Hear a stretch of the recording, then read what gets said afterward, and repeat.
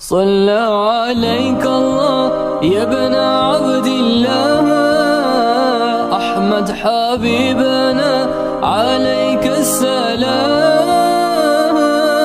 ابن المبارک رحمہ اللہ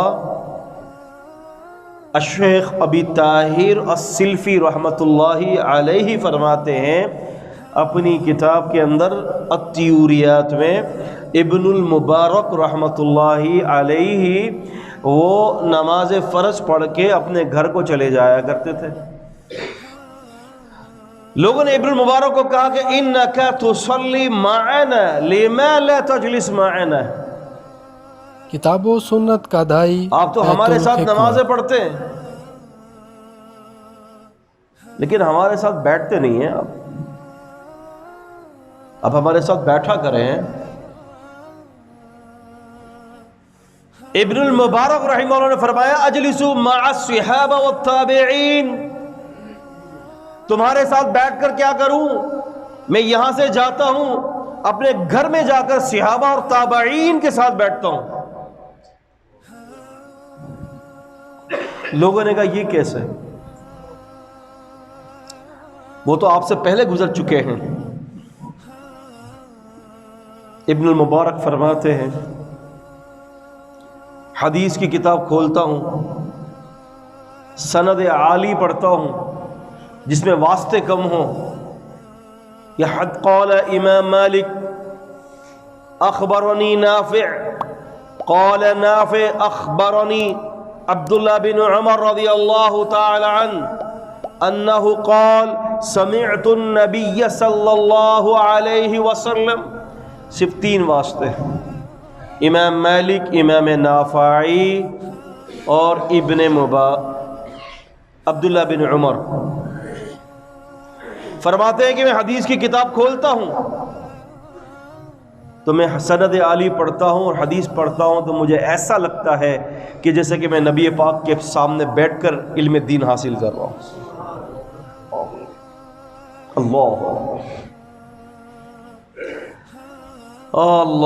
اکبر. تو تزکیہ نفس کے حوالے سے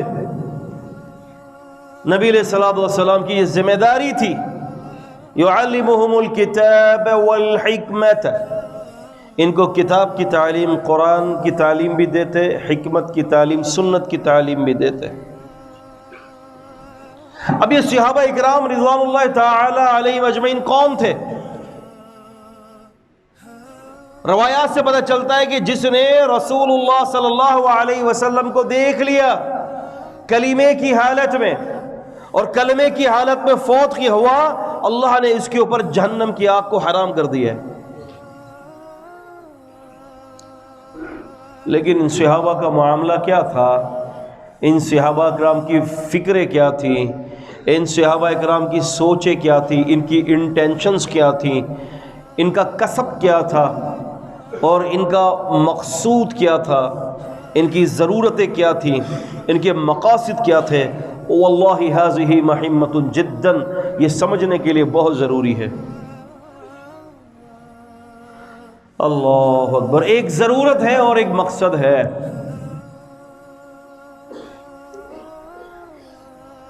ایک ضرورت ہے اور ایک مقصد ہے.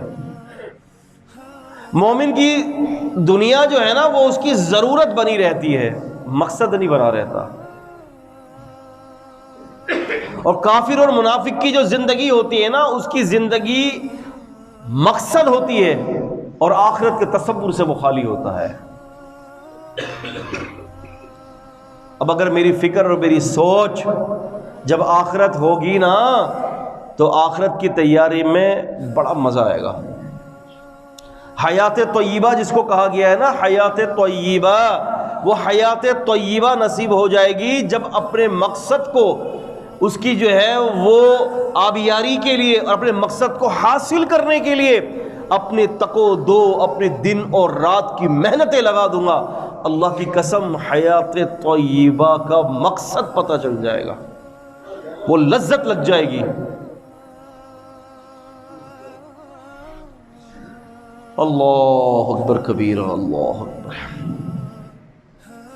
صحابہ اکرام نبی کریم صلی اللہ علیہ وسلم کے ساتھ بیٹھے ہیں. مسلم احمد کے اندر روایت ہے صحابہ نے کیسے دنیا کو ضرورت سمجھا اور آخرت کو کیسے مقصد سمجھا. رسول اللہ صلی اللہ علیہ وسلم باتیں کر رہے ہیں صحابہ اکرام سے اور ایک دم سے ایک پتھر کے گرنے کی آواز آئی.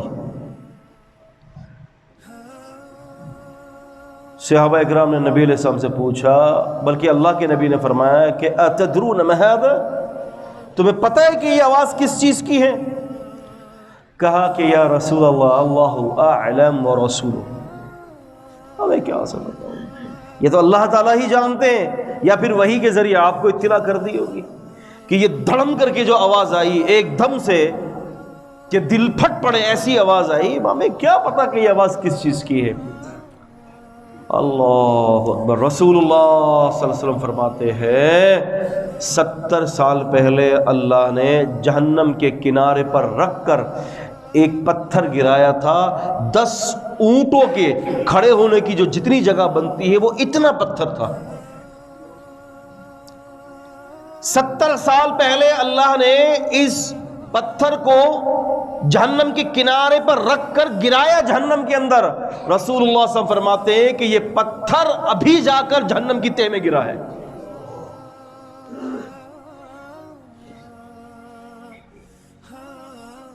ابھی جا کر جہنم میں گرا ہے یہ. اللہ، اگر جہنم کی گہرائی کا اندازہ کر رہے ہیں تو یہاں سے جہنم کی گہرائی کا اندازہ کریں.